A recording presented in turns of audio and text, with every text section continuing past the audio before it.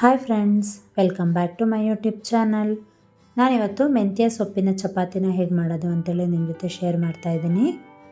ಇದು ತುಂಬಾ healthy recipe ಅಂತ ಹೇಳ್ಬೋದು. ಮಕ್ಕಳಿಗಂತೂ ತುಂಬಾ ಇಷ್ಟ ಆಗುತ್ತೆ. ಸೊ ಬನ್ನಿ ಈ ರೆಸಿಪಿನ ಹೇಗೆ ಮಾಡೋದು ಅಂತೇಳಿ ನೋಡೋಣ. ಇಲ್ಲಿ ಮೆಂತ್ಯ ಚಪಾತಿ ಮಾಡೋಕ್ಕೆ ಕೆಲವೊಂದು ಇಂಗ್ರೀಡಿಯೆಂಟ್ಸ್ನ ಇಟ್ಕೊಂಡಿದ್ದೀನಿ.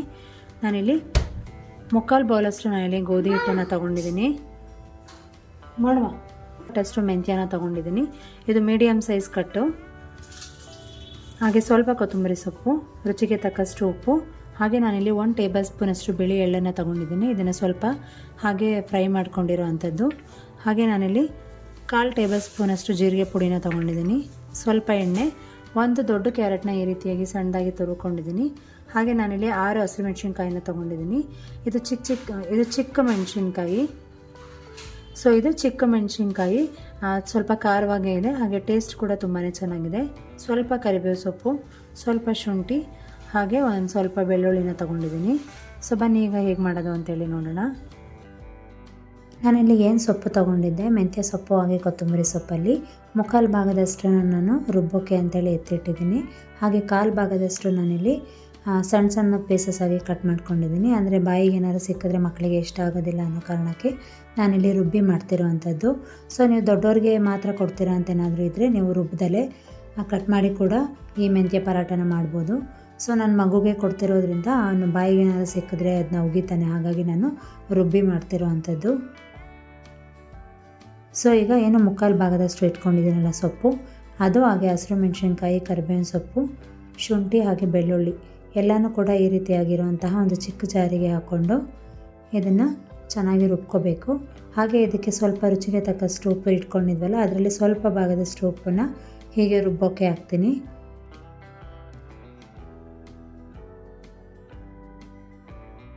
ಟೈಮಲ್ಲಿ ಹಾಕಿದ್ರೆ ಅದೇನು ಗ್ರೀನ್ ಕಲರ್ ಇದೆ ಅಲ್ವ, ಅದು ಹಾಗೇ ಇರುತ್ತೆ ಅಂತ ಹೇಳ್ಬಿಟ್ಟು ಈ ರೀತಿಯಾಗಿ ಮಾಡೋ ಅಂಥದ್ದು.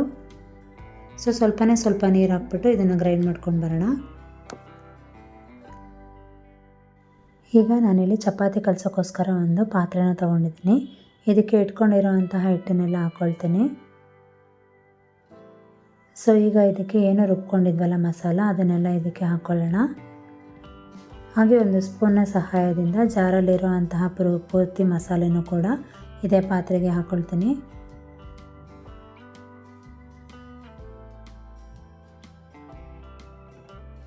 ಸೊ ಈಗ ಇದಕ್ಕೆ ಏನು ಕಟ್ ಮಾಡಿ ಇಟ್ಕೊಂಡಿದ್ವಲ್ಲ ಸೊಪ್ಪು, ಮೆಂತ್ಯ ಸೊಪ್ಪು ಹಾಗೆ ಕೊತ್ತಂಬರಿ ಸೊಪ್ಪನ್ನು ಅದನ್ನು ಈಗ ಹಾಕ್ಕೊಳ್ತಾ ಇದ್ದೀನಿ.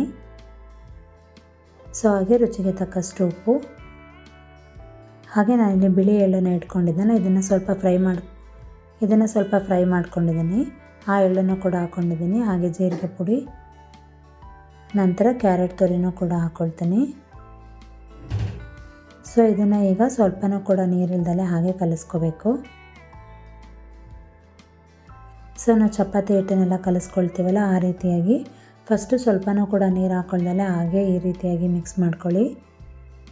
ನಂತರ ಇದಕ್ಕೆ ಸ್ವಲ್ಪ ಎಣ್ಣೆನ ಹಾಕ್ಕೊಂಡು ಈ ರೀತಿಯಾಗಿ ಮಿಕ್ಸ್ ಮಾಡ್ಕೊಳ್ಳೋಣ. ಸೊ ಈಗ ಇದಕ್ಕೆ ನಿಮಗೆ ಬೇಕು ಅನಿಸಿದ್ರೆ ಸ್ವಲ್ಪನೇ ನೀರು ಸೇರಿಸ್ತಾ ಚಪಾತಿ ಹಿಟ್ಟನ್ನು ಅದಕ್ಕೆ ಈ ರೀತಿಯಾಗಿ ಕಲಿಸ್ಕೋಬೇಕು.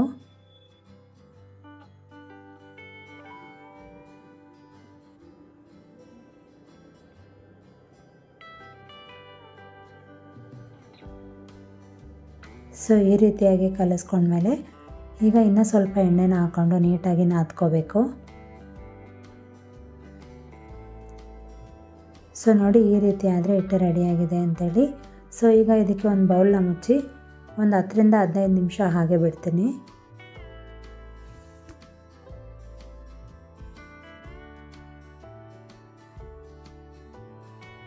ಈಗ ಒಂದು 20 ನಿಮಿಷ ಆಗಿದೆ. ಸೊ ಈಗ ನೋಡಿ ಹಿಟ್ಟು ಇನ್ನೂ ಸಾಫ್ಟಾಗಿ ಆಗಿದೆ. ಸೊ ಈಗ ನಮಗೆ ಯಾವ ಸೈಜಿಗೆ ಬೇಕು ಅಂತ ಹೇಳಿದ್ರೆ ಒಂದು ಚಪಾತಿ ಸೈಜಿಗೆ ನಾವು ಈ ರೀತಿಯಾಗಿ ಉಂಡೆಗಳನ್ನ ಮಾಡ್ಕೋಬೇಕು.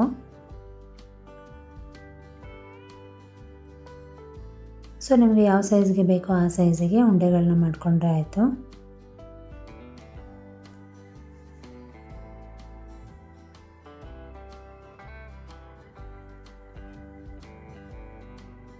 ರೀಸೆಂಟಾಗಿ ನಾನು ಒಂದು ಚಪಾತಿ ಮೇಕರ್ನ ತೊಗೊಂಡಿದ್ದೆ. ಅಂದರೆ ಇದರಲ್ಲಿ ಚಪಾತಿ, ರೊಟ್ಟಿ, ಪೂರಿ ಏನಾದರೂ ಕೂಡ ಮಾಡ್ಬೋದು. ತುಂಬಾ ಚೆನ್ನಾಗಿದೆ ಅಂತ ಹೇಳ್ಬೋದು. ಸೊ ಇದು ಈ ರೀತಿಯಾಗಿ ಇದೆ.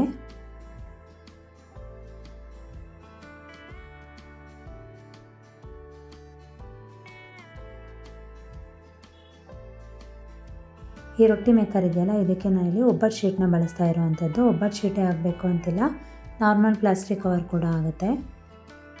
ಸೊ ಈ ರೀತಿಯಾಗಿರುವಂತಹ ಒಬ್ಬಟ್ಟು ಶೀಟಿಗೆ ಫಸ್ಟು ಸ್ವಲ್ಪ ಎಣ್ಣೆನ ಈ ರೀತಿಯಾಗಿ ಸ್ಪ್ರೇ ಮಾಡ್ಕೋಬೇಕು. ನಂತರ ಈ ಚಪಾತಿ ಉಂಡೆನ ಅದ್ರ ಮೇಲೆ ಇಟ್ಟು ಅದ್ರ ಮೇಲೆ ಇನ್ನೊಂದು ಕವರ್ನ ಹಾಕ್ಕೋಬೇಕು. ಆ ಕವರ್ಗೂ ಅಷ್ಟೇ ಸ್ವಲ್ಪ ಎಣ್ಣೆನ ಎಲ್ಲ ಕಡೆನೂ ಅಪ್ಲೈ ಮಾಡ್ಕೋಬೇಕು. ಸೊ ಈ ರೀತಿಯಾಗಿ 2 ಶೀಟ್ನ ಇಟ್ಟು ಹೀಗೆ ಪ್ರೆಸ್ ಮಾಡಿದ್ರೆ ಅಷ್ಟೇ ಆಯಿತು.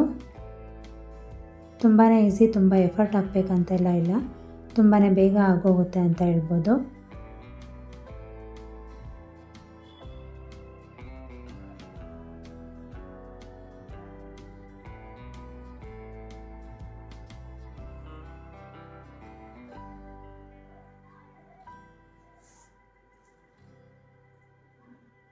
ಸೊ ನಿಮಗೆ ದಪ್ಪ ಬೇಕಾದರೆ ದಪ್ಪ, ತೆಳು ಬೇಕಾದರೆ ತೆಳು, ಯಾವ ರೀತಿ ಕೂಡ ಮಾಡ್ಕೋಬೋದು.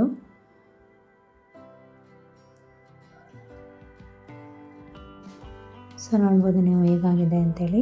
ನಾನಿಲ್ಲಿ ಸ್ವಲ್ಪ ತೆಳುವಾಗಿಯೇ ಮಾಡ್ಕೊಂಡಿದ್ದೀನಿ. ಸೊ ನಾನು ನಿಮಗೆ ಇನ್ನೊಂದು ಕೂಡ ಮಾಡಿ ತೋರಿಸ್ತೀನಿ ಹೇಗೆ ಅಂಥೇಳಿ.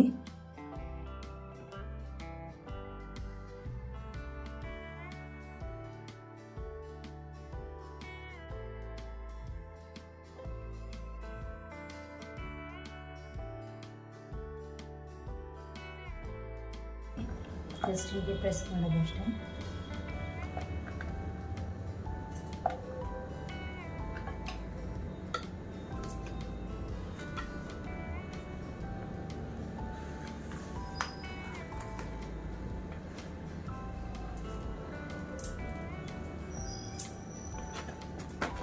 ಸೊ ನೋಡ್ಬೋದು ನೀವೇ ಎಷ್ಟು ಚೆನ್ನಾಗಿ ಆಗಿದೆ ರೊಟ್ಟಿ ಅಂತೇಳಿ. ಫ್ಲೇಮ್ನ ಆನ್ ಮಾಡಿ ಚಪಾತಿ ಮಾಡೋ ಅಂತಹ ಒಂದು ಹಂಚನ್ನು ತೊಗೊಂಡಿದ್ದೀನಿ. ಇದು ಚೆನ್ನಾಗಿ ಬಿಸಿಯಾಗಿದ್ದ ಕೂಡಲೇ ಎಲ್ಲ ಕಡೆಯೂ ಕೂಡ ಎಣ್ಣೆ ಈ ರೀತಿಯಾಗಿ ಸ್ಪ್ರೇ ಮಾಡಿ, ಈ ರೀತಿಯಾಗಿರುವಂತಹ ಒಂದು ಬ್ರಷಿಂದ ಎಲ್ಲ ಕಡೆಯೂ ಹೀಗೆ ಸ್ಪ್ರೆಡ್ ಮಾಡಬೇಕು. ನಂತರ ಈ ರೀತಿಯಾಗಿ ಚಪಾತಿನ ಹಾಕ್ಕೊಂಡು ಮತ್ತು ಅದ್ರ ಮೇಲೂ ಕೂಡ ಸ್ವಲ್ಪ ಎಣ್ಣೆನ ಸ್ಪ್ರೇ ಮಾಡಿ 2 ಕಡೆಯೂ ನೀಟಾಗಿ ಬೇಯಿಸ್ಕೋಬೇಕು.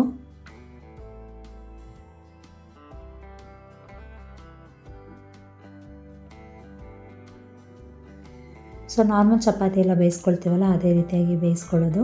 ಸೊ ಇದಕ್ಕೆ ನೀವು ಎಣ್ಣೆ, ತುಪ್ಪ, ಬೆಣ್ಣೆ ಯಾವುದಾದ್ರೂ ಕೂಡ ಹಾಕ್ಕೊಂಡು ಈ ರೀತಿಯಾಗಿ ಬೇಯಿಸ್ಕೊಬೋದು. ನಾನಿಲ್ಲಿ ಎಣ್ಣೆ ಮಾತ್ರ ಹಾಕ್ತಾಯಿದ್ದೀನಿ. ಸೊ ಎಣ್ಣೆ ಹಾಕಿ ಬೇಯಿಸ್ಕೊಂಡ್ಮೇಲೆ ನಾನು ಬಿಸಿ ಇರುವಂತಹ ಚಪಾತಿಗೆ ತುಪ್ಪ ಹಾಕ್ಬಿಟ್ಟು ಸರ್ವ್ ಮಾಡ್ತೀನಿ. ಸೊ ನೋಡಿದ್ರಲ್ಲ ಎಷ್ಟು ಚೆನ್ನಾಗಿದೆ ಅಂಥೇಳಿ. ಸೊ ಇದು ಎಲ್ಲರೂ ಕೂಡ ತುಂಬಾ ಇಷ್ಟಪಟ್ಟು ತಿಂತಾರೆ ಅಂತ ಹೇಳ್ಬೋದು. ಮಕ್ಕಳಿಗಂತೂ ತುಂಬಾ ಇಷ್ಟ ಆಗುತ್ತೆ. ಸ್ಪೆಷಲಿ ಇದನ್ನು ನೀವು ಲಂಚ್ ಬಾಕ್ಸಿಗೆ ಏನಾದರೂ ಹಾಕ್ಕೊಟ್ರೆ ಮಕ್ಕಳು ತುಂಬಾ ಇಷ್ಟಪಟ್ಟು ತಿಂತಾರೆ. ಸೊ ಇದಕ್ಕೆ ಬೆಸ್ಟ್ ಕಾಂಬಿನೇಷನ್ ಅಂತ ಹೇಳಿದ್ರೆ ಮೊಸರು ಅಂತ ಹೇಳ್ಬೋದು. ಸೊ ಮೊಸರು ಜೊತೆನೇ ತಿನ್ನಬೇಕು ಅಂತಿಲ್ಲ, ಇದು ಬಿಸಿ ಇರುವಾಗಲೇ ನೀವು ಏನೂ ಬಳಸ್ದಲೇ ಬರೀ ತುಪ್ಪನೇ ಹಾಕ್ಕೊಂಡು ತಿಂದರೆ ತುಂಬಾ ರುಚಿಯಾಗಿರುತ್ತೆ. ಸೊ ಇದನ್ನು ಪಲ್ಯ ಜೊತೆ, ಸಾಂಬಾರು ಜೊತೆ, ಯಾವುದ್ರ ಜೊತೆ ಕೂಡ ತಿನ್ನಬಹುದು. ಸೊ ನೋಡಿದ್ರಲ್ಲ ರೆಸಿಪಿ ಎಷ್ಟು ಈಸಿ ಅಂಥೇಳಿ.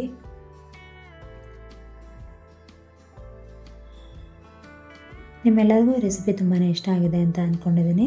ನೀವು ಕೂಡ ಒಂದ್ಸಲ ಈ ರೆಸಿಪಿನ ಟ್ರೈ ಮಾಡಿ ನೋಡಿ, ಹೇಗೆ ಬಂತು ಅಂತೇಳಿ ನನಗೆ ಕಮೆಂಟ್ ಮಾಡಿ. Thank you for watching this video. ನಾನು ನಿಮಗೆ ನೆಕ್ಸ್ಟ್ ವಿಡಿಯೋ ಜೊತೆ ಮತ್ತೆ ಸಿಗ್ತೀನಿ. ಅಲ್ಲಿವರೆಗೂ ನಮಸ್ಕಾರ. Take care.